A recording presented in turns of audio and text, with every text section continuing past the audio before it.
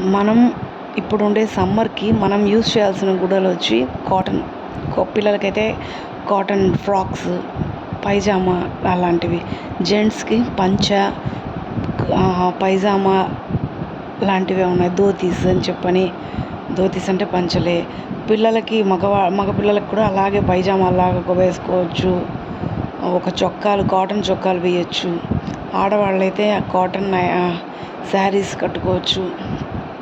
Cotton saris మనకు అందుబాటులో ఎన్నో ఉన్నాయి. మీకు విధంగా కాస్ట్కి తగ్గట్టుగా ఉంది, డిజైన్కి తగ్గట్టుగా ఉంది.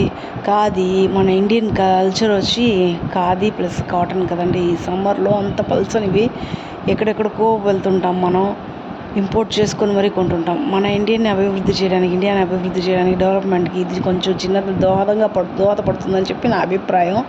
మనం ఎందుకు కొనుక్కోకూడదు?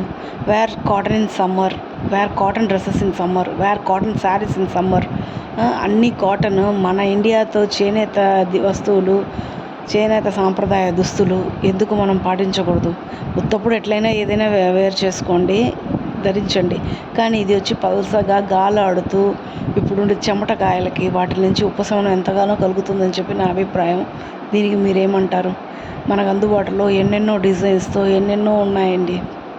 అందరూ మెచ్చేటట్టుగా మన ఇండియన్కి ఒక లిఫ్టప్ ఇండియా అని చెప్పొచ్చు కదా.